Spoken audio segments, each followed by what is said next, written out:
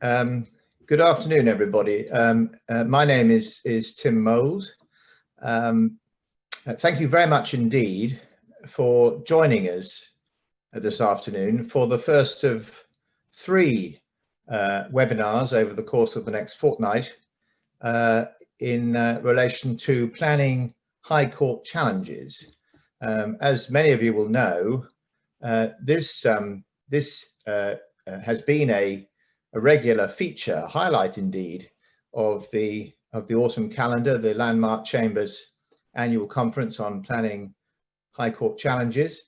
This year we're conducting it remotely for obvious reasons, but we hope that the experience and will be as valuable to you as I know from what many of you have told me in the past. You have found this session to be in more ordinary times.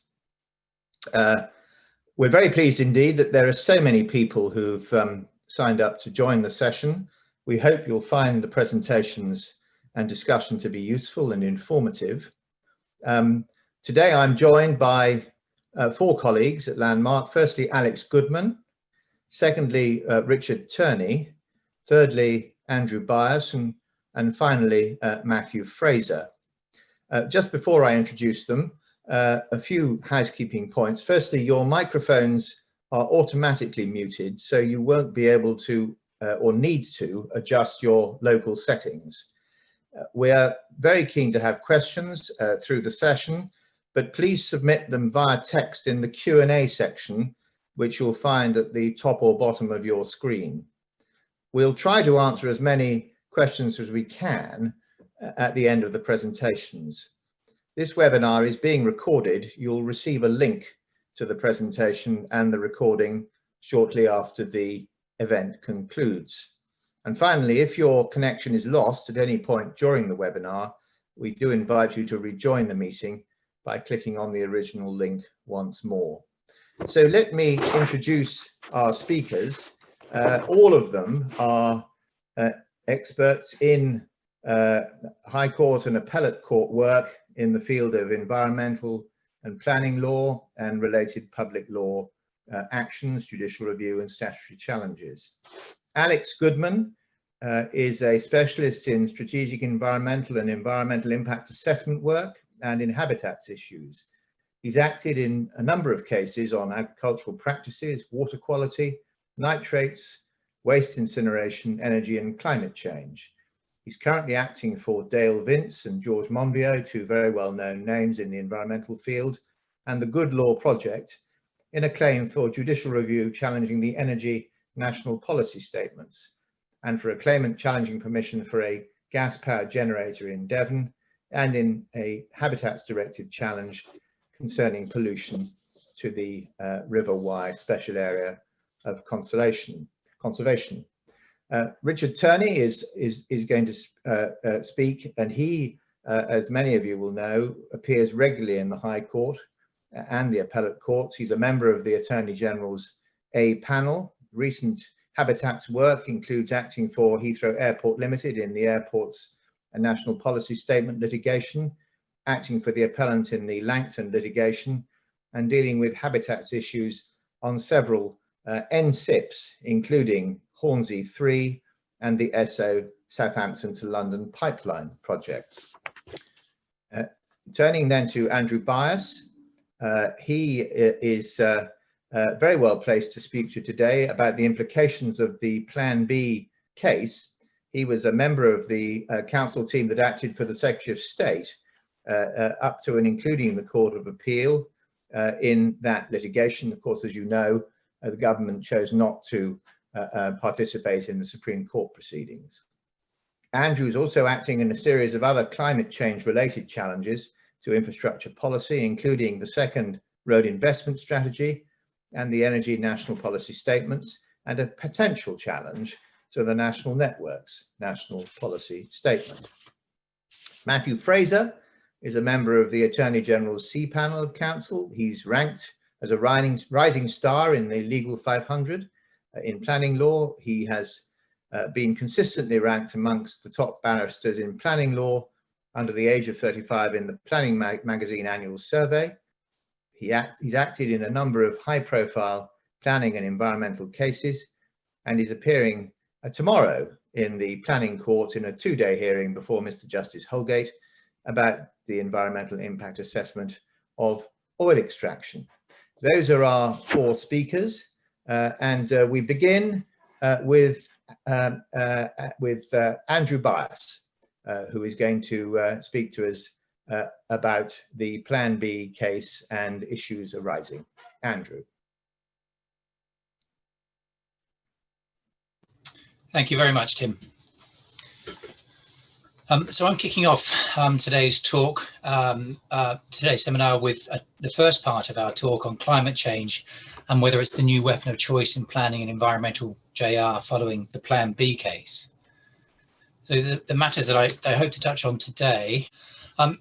So I'm going to provide a brief introduction first of all to the Plan B decision. It'll be familiar to many of you, I know, so I just want to give a brief introduction to that before going on to talk about obviously material considerations, because it's framed the decision that was made by the Court of Appeal in the Plan B case, before going on to talk about other infrastructure policy decisions that the Plan B case may impact upon, other obviously material contexts or other potentially obvious material contexts, and the position going forward after the Supreme Court's decision in Plan B, which will be expected sometime, if not later this year, then early next. Before I pass over to Alex Goodman, who will take up part 2 of our joint talk. So the Plan B decision then, the argument in Plan B from the Plan B claimant and Friends of the Earth essentially amounted to being that the Paris Agreement was a new and ambitious indication of the government's policy to take yet greater steps to combat climate change, such that it was irrational to not consider or give any weight to this agreement when determining whether to designate the airport's national policy statement, the ANPS. And the ANPS, of course, supported a 3rd runway at Heathrow Airport, and so supported greater carbon emissions in the UK from the aviation industry. The government's position in summary and response was that, well, Paris is an international agreement and it's necessary to translate its ambitions into national legislation or policy before it is appropriate to take it into account in domestic decision making. The government also argued that its commitment to carbon reduction was principally set out in the Climate Change Act 2008 and the related carbon targets, carbon budgets and policies made in respect of those budgets. And so far as Paris was concerned itself, the Committee on Climate Change had provided advice at the time of the designation of the ANPS, which was to the effect that it was premature to amend the carbon reduction target in the Climate Change Act, which at the time was to achieve an 80% reduction in carbon emissions rather than the net zero target that we now have. It was therefore appropriate to have regard to existing carbon commitments and not any commitments that may come from Paris. The claimant's response was, well, that's essentially just dodging the obvious. So the arguments that were made recall the 3 categories of considerations that were set out in the Fewings case by Lord Justice Simon Brown, and then indeed that's how the Divisional Court framed its consideration of these matters. So what Lord Justice Simon Brown in the Fewings case had said was that it's important to bear in mind that there are in fact 3 categories of consideration. First, those clearly, whether expressly or impliedly, identified by the statute as considerations to which regard must be had. That didn't apply in the Plan B case because there was nothing in the Planning Act 2008 that expressly required either the Paris Agreement or international agreements to be taken into account. Second, going back to the 3 considerations, the second of those considerations, those clearly identified by the statute as considerations to which regard must not be had. Now, that was an argument initially made by the government in the Divisional Court, but not pursued in the Court of Appeal. And third, the third category of considerations are those considerations to which the decision maker may have regard if in his judgment and discretion he thinks it right to do so. There is, in short, a margin of appreciation within which the decision maker may decide just what considerations should play a part in his reasoning process. So the Divisional Court found the arguments that were made about the need to have regard to the Paris Agreement unarguable and refused permission on these matters. And essentially, the Divisional Court reasoned that this was because the consideration of the Paris Agreement fell within the third category of the viewing's considerations, and it was reasonable at the time to not take account of the Paris Agreement. The court went on to make the point that it was open to the Secretary of State to review the airport's national policy statement. There's power expressly to do so under the Planning Act as with any national policy statement, if changes were made to carbon targets, and in any event that at the DCO stage, the compatibility of airport expansion with carbon targets would be revisited on the basis of then up-to-date scientific, the then up-to-date scientific position. The Court of Appeal, in contrast to the Divisional Court, of course, accepted the argument. Its reasoning is very short. The gist of its position really amounts to being that this is such an obvious point, it doesn't really need to be explained. So what we have are very different conclusions on the same issue, now to be resolved by the Supreme Court. The hearing was in early October, and as Tim said, the government didn't participate in the appeal when it reached the Supreme Court. So what then about, obviously, material considerations, the framework within which Plan B and climate change matters may be used as a weapon in other decision-making contexts? Well, let's go back to the principles. And I thought it convenient to do so in the context of a development management decision-making context and the DLA delivery case, which is a recent decision of the Court of Appeal, also a decision of Lord Justice Limbaugh, who was on the panel in the Plan B case in the Court of Appeal. And the DLA delivery case concerned the need to take account of previous planning decision-making covering exactly the same issues. In that case, the development company appealed against the decision by the High Court that a grant of outline planning permission for a residential development by the Secretary of State had been unlawful. The local authority had initially refused permission, but the Secretary of State had allowed the appeal on the basis that the local authority had adopted a district local plan containing policy CT1, and in respect of that policy, the Secretary of State determined that the policy was out of date and applied the tilted balance in favour of sustainable development.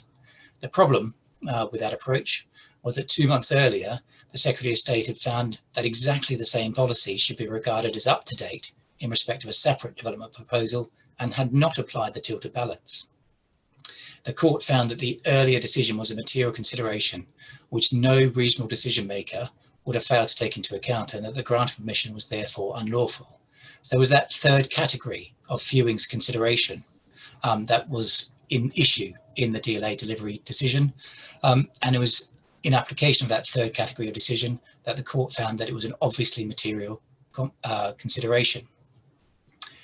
In the High Court, John Howe QC, sitting as a Deputy High Court judge, had undertaken a detailed review of the relevant authorities. And his conclusion was that on analysis, it seems the matter is so obviously material, the phrase applied in the Court of Appeal, in such circumstances where no reasonable person would have failed to take it into account. And effectively that it was simpler and less likely to mislead or produce an incorrect result to ask only whether the matter is one that no reasonable decision maker would have failed to take into account in the circumstances. And as I say, the Court of Appeal and DLA endorsed this analysis. So the point really is that obvious materiality should be understood then as a convenient shorthand for the application of normal Rensbury principles. These principles will apply to normal development control decision making, just as they will to infrastructure planning.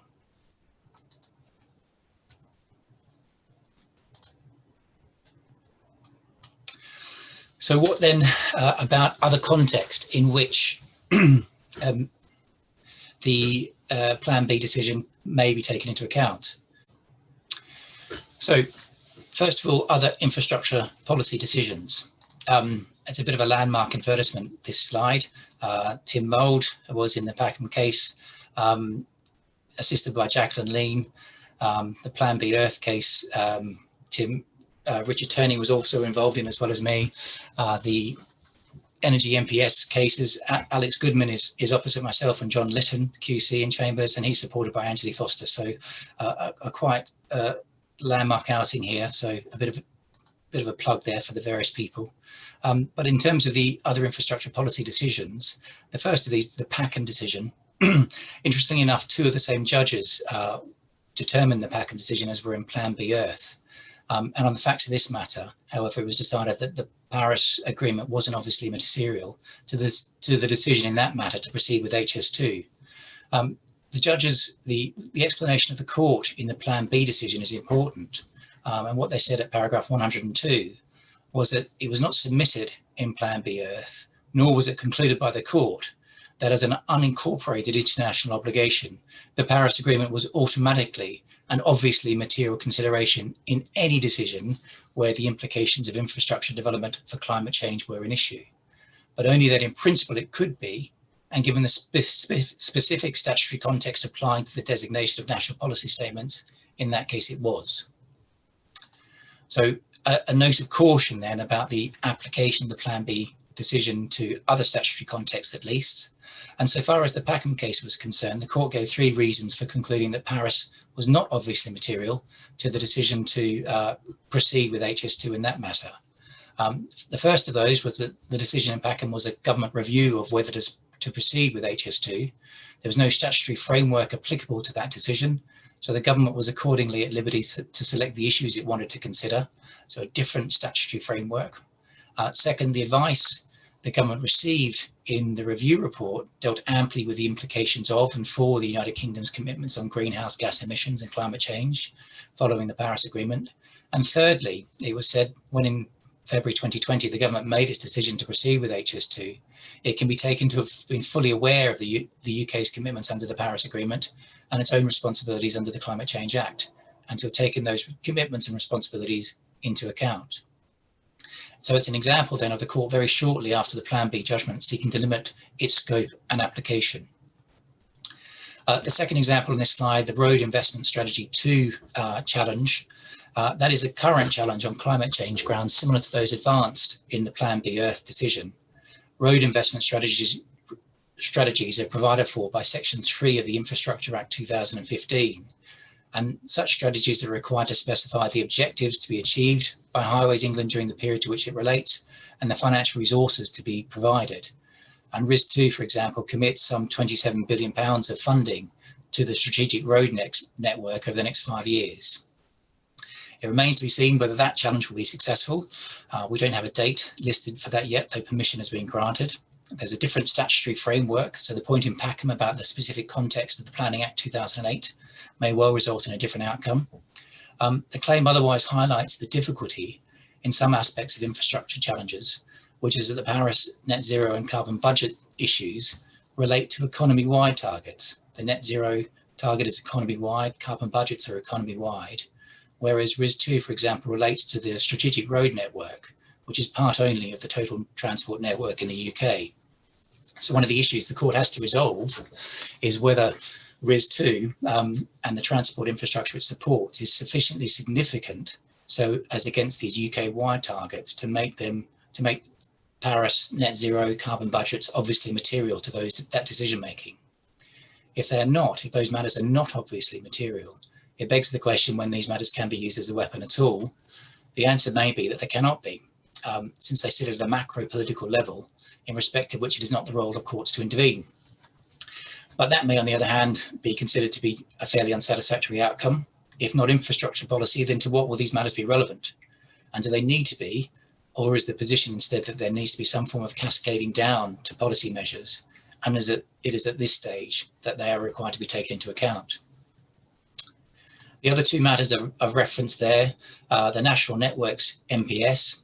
There's a threat and challenge on climate change grounds, arguing that a review of the NPS is required, effectively because of the changes brought about by Paris and net zero, and a similar challenge being made in respect of the energy NPSs, arguing that a review again of the NPS is required.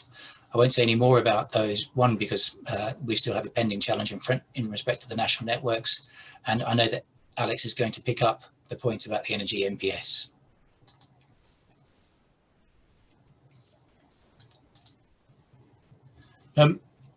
So far as other obviously material contexts are concerned, one particular area where Plan B or climate change related issues could come up could be in the context of the adoption of development plans.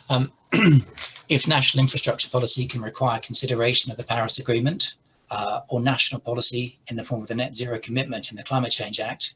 Development plans are an obvious target as well. There is the potential for development plans to support some significant infrastructure, even if the consent process for that infrastructure might come under the development consent process in the Planning Act. And there is the point that the Paris Agreement was found to be a relevant international treaty for the purposes of SEA in the Plan B Earth case, giving rise to it needing to be considered in other contexts, at least potentially. Although, albeit that in the Plan B case, this finding again depended upon Paris being obviously material to the adoption of the airport's national policy statement. The NPPF makes multiple references to mitigating the effects of climate change and defines the mitigation of climate change as action to reduce the impact of human activity on the climate system, particularly through reducing greenhouse gas emissions. But no reference is made in the NPPF to net zero or carbon budgets that are provided for under the Climate Change Act. But there is in paragraph 8 and the definition of sustainable development in the context of the purpose of the planning system being to achieve sustainable development. We see the environmental role puts climate change matters front and center, saying that sustainable development involves mitigating climate change, including by moving to a low carbon economy. Paragraph 20 sets out what strategic policy should entail, which includes the need to address climate change mitigation. And paragraphs 148 and 149, which each sit within chapter 14 of the NPPF, entitled Meeting the Challenge of Climate Change, Flooding and Coastal Change. Paragraph 148 sets out the high-level ambition that the planning system should support the transition to a low-carbon future.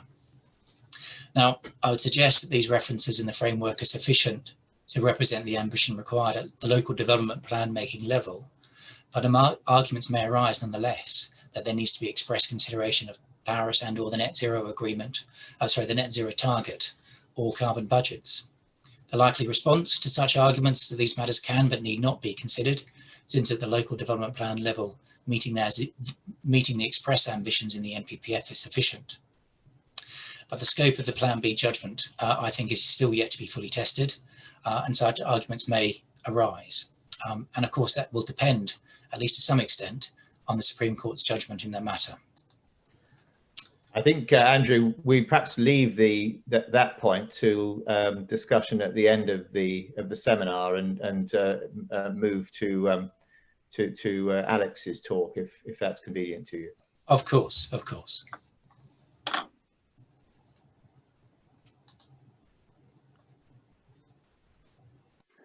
Thank you, Tim. This is Alex Goodman. I'm talking about the same subject as Andrew. I've been assigned the subject, is climate change the new weapon of choice in planning and environmental JR?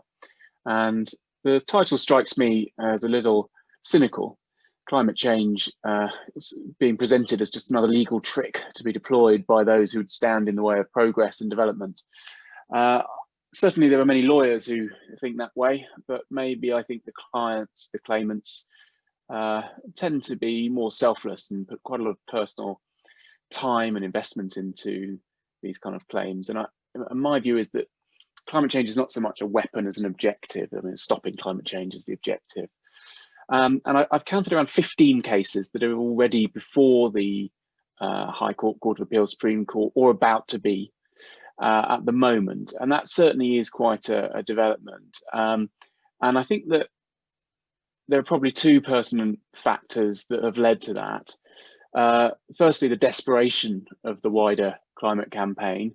And secondly, the current contradictions within government policy lend themselves to litigation. As to the first one, the environmental movement's of course been campaigning on climate change now for almost 30 years, but probably with much less success than the movement would have hoped. And I think the difference now is that the issue has reached a point at which we as the general population can perceive the effects of climate change. And at the same time, we now have very clear scientific evidence that we've probably now passed a point at which we can attain the aspirational 1.5 degree temperature rise above pre-industrial levels, but we perhaps still remain in a position that we can, with a huge effort, keep global warming below the 2 degree level. And if we do that, again, in turn, we have a chance of avoiding a total breakdown of the ecosystem. And at that point, that's the sort of moment at which UK courts become persuadable that there might be some sort of issue. And I think, therefore, one starts to see at this point that litigation usually and really is a matter of last resort in this context. In judicial review, constitutionally, litigation has to be a matter of last resort. The theory of remedies is that one can only turn to judicial review having exhausted all other remedies, but that's also the case on the socio-political level. We're seeing that all other avenues have been pursued, and that campaigners are now turning to the courts in a way that they really hadn't done so much before on this point. I'm going to run through the current 15 cases if I can, and hopefully if I can have some assistance on the slides. There we are. I'm just going to start with the divisional court in Spurrier. So that's what we've just been hearing about. That was Plan B Earth at the divisional court stage. One of the great advantages of the legal process, as opposed to the political process, is that one doesn't need really to waste breath on the counterpoint of climate change denial. The courts work on evidence, and the evidence is fairly clear. And the divisional court said in Spurrier that it really summarised the issue, that a concentration of greenhouse gases in the Earth's atmosphere is directly linked to average global temperatures. The concentration of greenhouse gases has been rising steadily, and with it mean global temperatures since the start of the Industrial Revolution. And the most abundant greenhouse gas, accounting for at least 2/3 of greenhouse gases, is CO2, which is largely the product of burning fossil fuels. And the increase in global temperatures resulted in, amongst other things, sea level change, a decline in glaciers, the Antarctic ice sheet, the Arctic sea ice, and alterations to various ecosystems. And in some areas, a threat to food and water supplies. It is potentially catastrophic. So that's the court's view, not mine, not the campaigners. The other driver of the recent slew of cases, I would argue, is the inconsistency within government policy. So we see government policy as expressed through legislation has now for some time. We've had the Section 19(1)(a) of the Planning and Compulsory Purchase Act 2004, which has required plans to contribute to the mitigation of climate change. We've had the Climate Change Act now for 12 years. That's committed to carbon budgets, to the Committee on Climate Change, the Emissions Trading Scheme, and other high-level policy. And of course, we've had the climate change target, which was originally to achieve reductions in greenhouse gases by 80% below the baseline, now amended, one of Theresa May's passing last shots, to 100% below the baseline, and that's often referred to as shorthand as the net zero target. And so that litigation, that's the context for litigation. And we see Andrew's just been talking quickly about Plan B Earth, so I don't need to reiterate that because there's quite a lot to get through.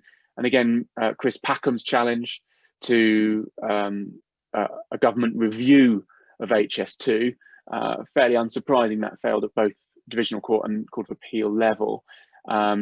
It was an attempt to argue that the review didn't take account of climate change, but that wasn't found to be sound. Another case that's relied on climate change has been the Client Earth challenge to the development consent order for Drax, for a gas-fired power station. This is a statutory challenge under Section 118 of the Planning Act 2008, and the argument was there made at the inquiry. Client Earth argued that fossil fuel generation wasn't necessary. That was not successful before the Secretary of State. They took the case to the Divisional Court, and the Divisional Court found the Secretary of State's approach to the need for fossil fuel, as it was called, was correct, and that was that it was a qualitative need. So we need a variety of different kinds of energy in the what's called the transition to the net zero future. So that claim was rejected, but it sets an interesting context because one of the issues it raised was that, in a sense, what was being challenged was the national policy statement. So that's the overarching policy context. And there was an attempt really through the individual decision to challenge something at a much higher level. And that's where the case of Vince, Monbiot and the Good Law Project comes in, that Andrew's already mentioned, and that's a challenge to the energy national policy statements. The underlying basis for that claim is that since those national policy statements were designated in 2011, there have been significant and indeed fundamental changes of circumstance which are material to the basis upon which those energy national policy statements were designated, but which were not anticipated at the time, and which, if they had been anticipated, would have substantially changed the basis upon which they were drafted and written and adopted, designated. And in particular, one can see the amendment to the Climate Change Act 2008, so that the UK now commits to a 100% lower carbon account for 2050 than the 1990 baseline. That's a much more challenging target than the 80% that one sees referred to throughout the existing suite of energy national policy statements. There have also been developments in the latest scientific understanding in the last 9 years as to the urgency and scale of action needed on climate change. And there's been a unanimous parliamentary declaration of climate emergency on the 1st of May 2019. And so the argument is that those policies within the framework of the Planning Act 2008 that they stand in that need to be reviewed, and clearly that's the implication. That hearing was postponed. It was due to be around now, but it's now listed in January 2021, unless following a review in December that's in front of Mr. Justice Holgate again, unless something changes between now and then, which it may well do, but I shan't go into that because I annoyed my opponents by giving too much detail last time I did. Then there's the Packham case, which we've already dealt with, and the McLennan case is an interesting one. McLennan was a case about a next door neighbour objecting to the extension of his neighbour's house, saying it would overshadow his solar panels, and he said, my contribution to renewable energy and mitigating climate change is a material and obviously material consideration, in fact, as Andrew's outlined. In fact, the court agreed and said that the officer advice that it was a purely private matter was wrong in law, that it was a material consideration, and in fact found that the advice given by the officers was such as to have generated what they said was an irrational decision, bearing in mind section 19(1)(a) of the Planning Compulsory Purchase Act 2004. So the failure to consider the climate change issues around an extension to a small house actually resulted in an irrational decision. Another very interesting case is the case of Stevenson. That was actually really, Stevenson was the front man for an organisation called Talk Fracking that challenged the adoption in July 2018 by the Secretary of State of paragraph 209A of the National Planning Policy Framework, which said that which was based on a written ministerial statement saying that shale gas, that's what's produced from fracking, can create a bridge, a transition, while we developed renewable energy and improve energy efficiency and build new nuclear generating capacity. And this was challenged because Talk Fracking took part in a consultation and produced a lot of evidence, scientific evidence, on challenging that assumption, and it wasn't taken into account in adopting paragraph 209 of the NPPF, and so it was in fact a successful challenge. There are then, in addition to these cases, which have already been decided, quite a number of cases on the horizon coming up, so sort of going through the system or in the pipeline. Amongst those is a case called Dunn against the Secretary of State, sorry, let me go back. Yeah, that's Dunn against Secretary of State for Communities and Local Government. Mr. Dunn is challenging the installation of a synchronous gas-powered standby generation facility in Devon, much smaller than a nationally significant infrastructure project. And the inspector found in that case, quite interestingly, that the project would cause climate change harm, but he said that that was outweighed by the, for shorthand, presumption in favour of fossil fuels found in the national policy statements. So it's quite an interesting counterpoint to the Energy NPS's challenge, because it demonstrates how actually the existing policy structures are promoting fossil fuel developments, hence the need for them to be reformed. The Manston Airport DCO, that's another interesting case brought by Ms. Dawes to a development consent order for a new airport near Ramsgate. The claim alleges the Secretary of State analysis of the development was flawed, and again relies on similar net zero failure to consider the net zero target tight grounds. And I understand it's been listed for hearing on the 16th and 17th of February 2021. Matthew Fraser's case, the case of Finch against Surrey County Council, which is being heard tomorrow. That's a claim seeking to quash the grant of planning permission to Horse Hill Developments Limited for the retention and extension of a well site for drilling 4 new wells for the production of hydrocarbons, Friends of the Earth intervening. And the interesting question in that, an amazingly yet unresolved point apparently, is whether it's material to consider greenhouse gas emissions downstream from the oil produced by the development, because of course the drilling for oil doesn't itself cause greenhouse gas emissions, or not much other than in the process, until the oil is burnt. But is it material to consider the actual use of that oil subsequently as a material consideration? And there's 3 cases which are apparently relied on in support of that proposition, and there's some on the slide some links to relevant news reports on that. Plan B Earth 2, this is coming up in 2 or 3 weeks, I'm told, and so far it's called The Young People Against the Government, on behalf of 3 young claimants, Marina, Jerry and Addy, with family in Latin America, Ghana, Nigeria and the Caribbean, who will argue breaches of their rights under Articles 2 and 8 of the European Convention on Human Rights. And they want the court to declare that what it calls a government de facto policy of disregarding its climate obligations in its financial interventions in response to COVID-19 is unlawful. And it wants the court to make a mandatory order that the government produce an actionable policy to comply with its obligations under the Human Rights Act. Sounds ambitious, although that said, the Supreme Court of the Netherlands has held that climate change impacts can interfere with Article 2 and Article 8 rights, rights to life and right to respect for the home and family, in the Supreme Court case Urgenda against Secretary of State for the Netherlands. So it does seem that the European Convention on Human Rights does have a bearing on climate change issues. Other cases in the pipeline include the Transport Action Network claim that Andrew's mentioned, as a proposed challenge on hold to the Oil and Gas Authority, quite literally in the pipeline, but I understand there's a review going on.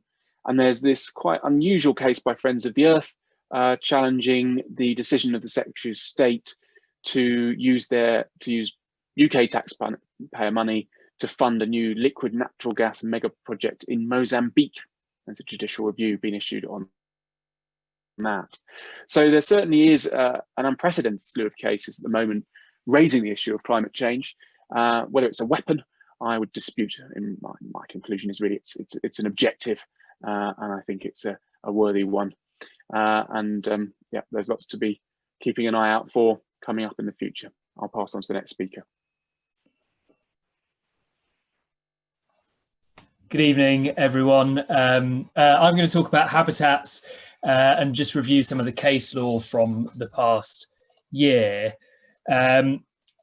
The themes, and it's always difficult to draw out themes from a relatively limited selection of cases, but the themes I wanted to talk to are Article 6.4, EROPI, alternatives and compensation, the standard of review, and the timing of appropriate assessment under the Habitats Directive. So Article 6.4, first of all, and we start again with Heathrow, which is a common theme across these talks. There were, of course, multiple grounds of challenge considered by the Court of Appeal in February this year, and one of those related to habitats matters. So the airport's NPS was adopted on the basis that adverse effects on the integrity of a couple of European sites could not be excluded, but that there were imperative reasons of overriding public importance and no alternative solutions to the northwest runway at Heathrow. That conclusion, amongst many others, was challenged by the Mayor of London and a group of local authorities. And the particular issue that was raised was the rejection of the second runway at Gatwick as an alternative. So the Court of Appeal considered that and upheld the divisional court's findings that the Secretary of State was entitled to rely on what's known as the hub objective to exclude Gatwick as an alternative. Now, the hub objective essentially was a statement in the NPS that what was required was additional capacity, which would further an objective to maintain and enhance the status of the UK as a airport hub. The finding of the Secretary of State, indeed the finding of the Airports Commission, was that Gatwick expansion would not serve that function. The aim was found to be central to the national policy statement, the court found that the fact that Gatwick had been treated throughout, through the Airports Commission, through consultation, as a credible option did not mean that it was an alternative for the purposes of Article 6.4.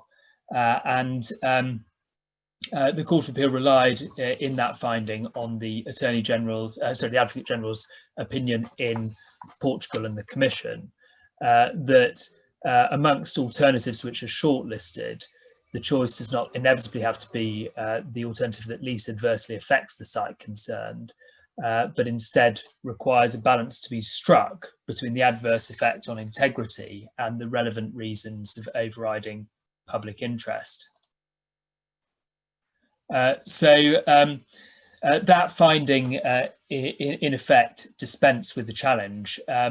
Just to add, there was another ground on which the Secretary of State had rejected Gatwick as an alternative, and that was because effects on another European site from Gatwick expansion could not be excluded beyond reasonable scientific doubt, and that other site included priority species.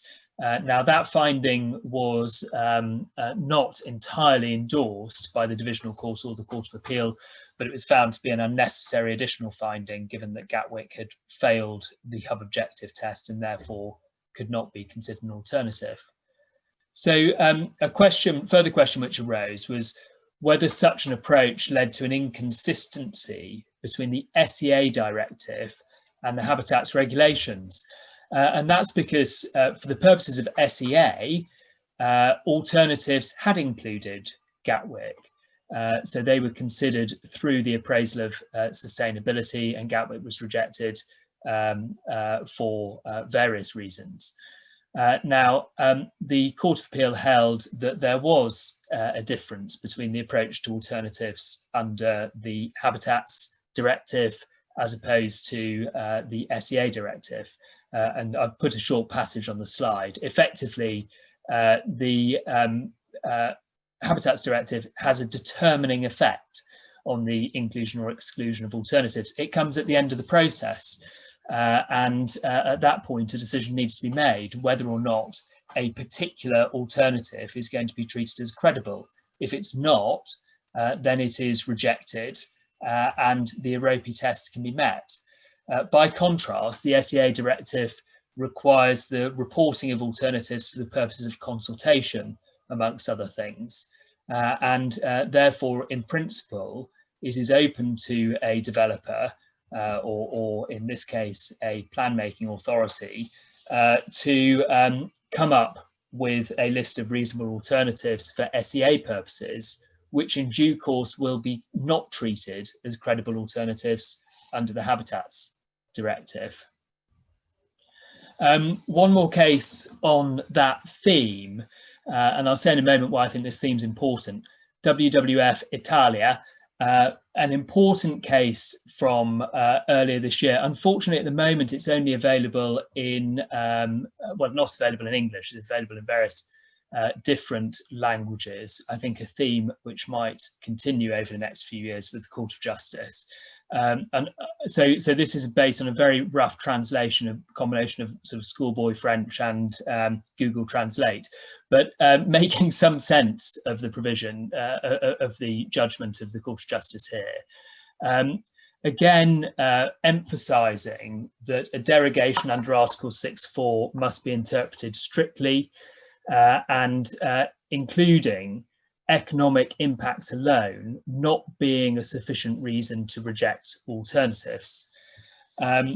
Secondly, that the appropriate assessment must be complete prior to consideration of the derogation.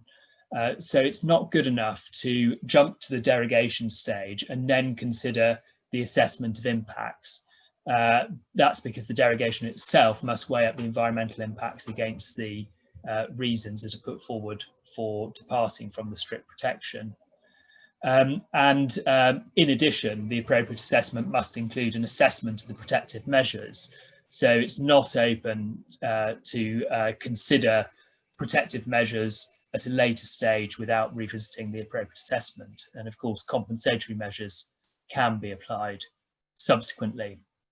So why do I think these points are important? I think there's a lot coming through at the moment on Article 6.4 and derogation.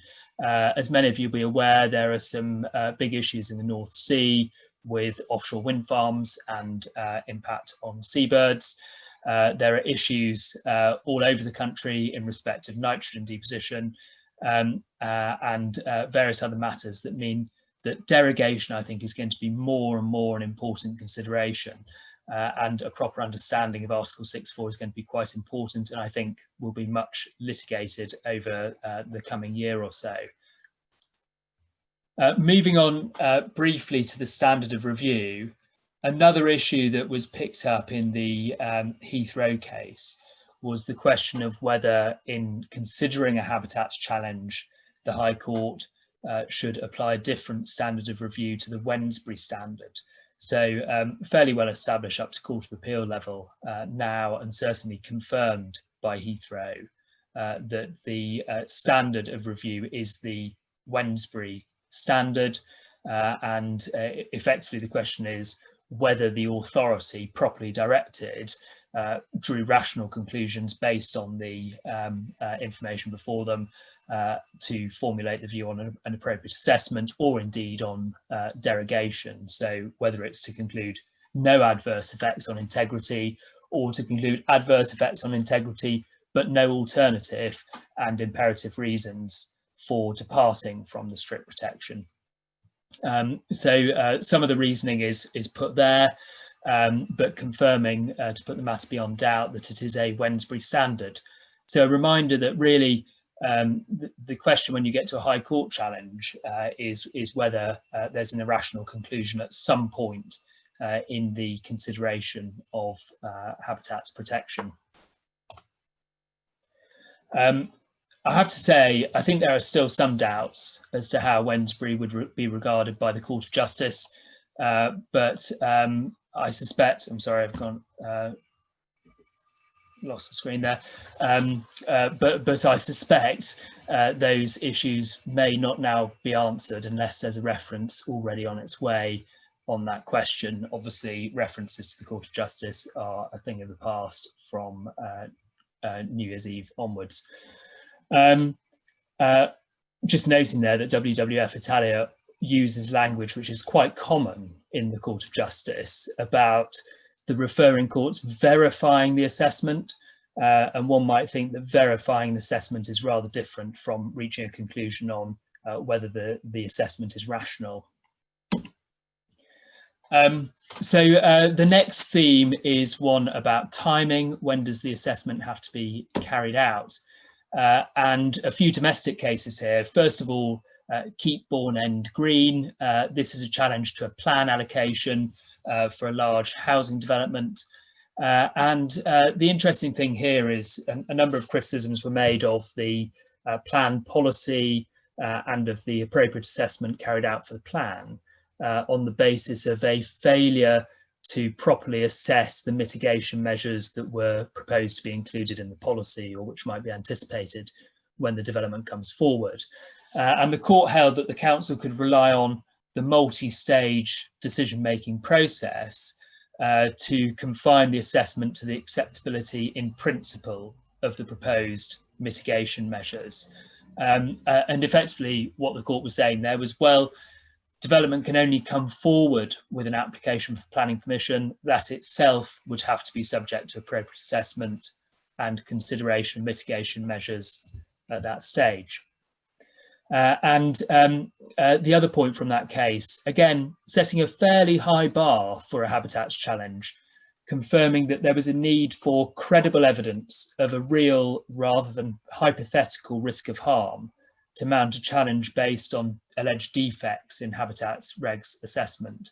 And there's a certain irony here, of course, because the law suggests, the Court of Justice at least suggests, that it's the job of the assessing authority, the competent authority, to be satisfied beyond reasonable scientific doubt as to the absence of risk.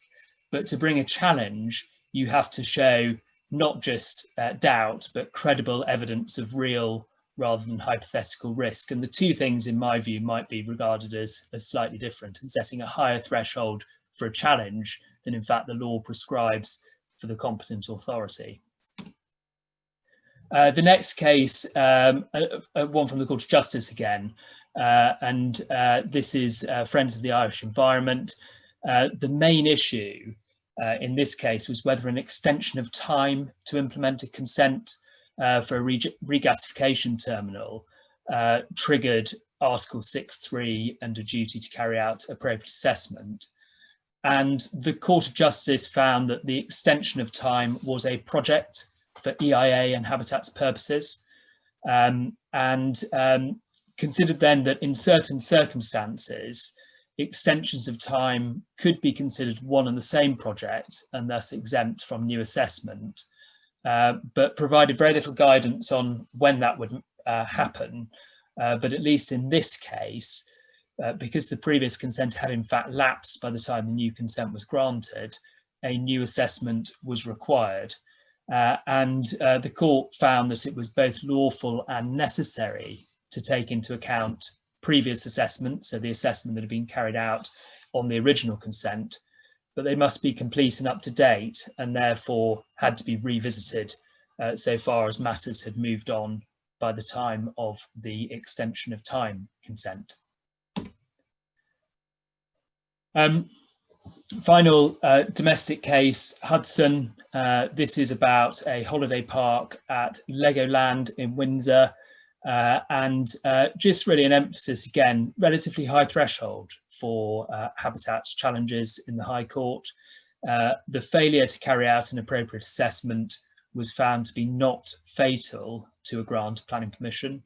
The first line of defence from the council was that the officer's report itself was an appropriate assessment because it mentioned habitats impacts. That was rejected by the court, but it was found that because the applicant's assessments had demonstrated that mitigation measures could address any adverse effects, Natural England was satisfied as to those measures, that there was no case for quashing the permission, and relief was refused under Section 31. So those are the sort of highlights on habitats case law from the past year or so.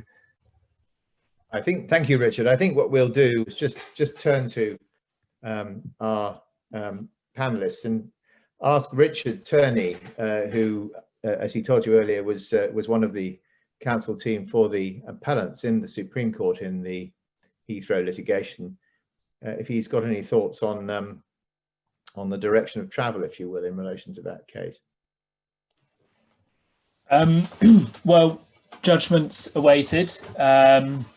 I think, you know, you can watch it on Supreme Court TV and everyone will draw their own conclusions, but I think the general conclusion drawn by commentators, observers, etc., was that there's a fair chance that the Supreme Court is not in agreement with the Court of Appeal's judgment. So you know, watch this space really. But certainly an interesting debate, and one with which the Supreme Court was firmly engaged. But I think there's a real prospect of the Court of Appeal's judgment on that being overturned. Yes, and we had a comment during the course of the talks that the Court of Appeal founded its decision on a number of grounds, one of which was Section 10, I think it is, of the Planning Act 2008. And that's certainly right. And I think Friends of the Earth were in the forefront of arguing that particular provision was the foundation for error on the part of the Secretary of State as the promulgator of the national policy statement. Brings me to a point that I think it's important to bear in mind, particularly in the light of what Alex said. I entirely agree with Alex about if you like, the motives of those who bring environmental challenges. But when all's said and done, judges will intervene when they are persuaded that there is a public law error in the litigation that is in front of them. And whether you agree with the decision of the Court of Appeal or not in Plan B, it was founded, purportedly at least, on what the court saw as a breach of statutory duty in various express provisions of the Planning Act, which concerned the preparation of national policy statements. And the basis upon which Jacqueline Lean and I were able to distinguish the case in the subsequent decision of Packham was that Packham was different. There wasn't anything like that in the Packham case, and that insofar as there were general duties enshrined in legislation on the government of the day in relation to moving towards net zero, those duties were being fulfilled through existing policy and other action on the part of government, which meant that the matter was a political rather than a legal issue. So the message for me with these cases is the subject matter is very important, but the legal issues that arise, if you're going to succeed in a challenge, or if you're going to succeed in defending a challenge, the focus should be on, in the usual way, on whether there is evidence of public law error, whether it be a failure to fulfill an express legal duty in a statute, or a Wensbury error, or some procedural impropriety.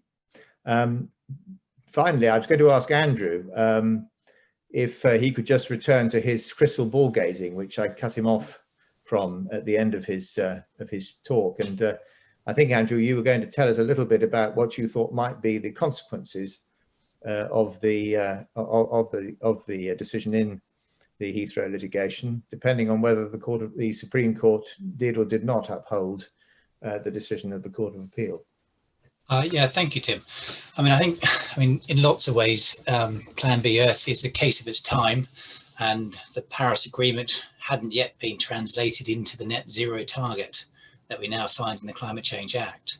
I think going forward, whatever the outcome of the Supreme Court's decision, the government has committed itself to a transformational agenda so far as climate change is concerned, and committing to reaching net zero. It is not presently on track to do that.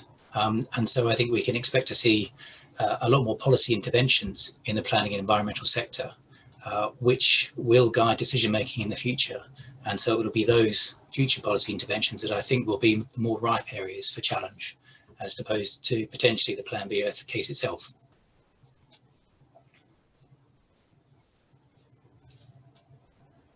Thank you very much, Andrew.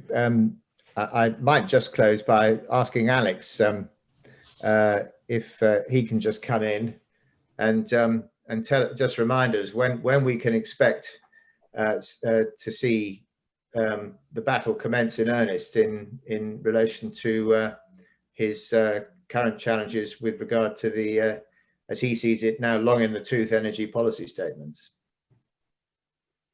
Well, it's listed in January next year, towards the end of January. I can't remember the exact date, 20 something.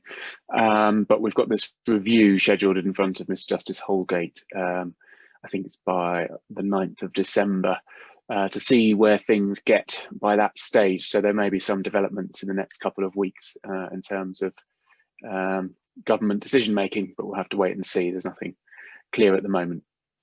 Well, we have a government that after the upheavals of last week is promising to reset and reset around a policy of a green agenda, as I understand it, certainly from the what one reads in the newspapers.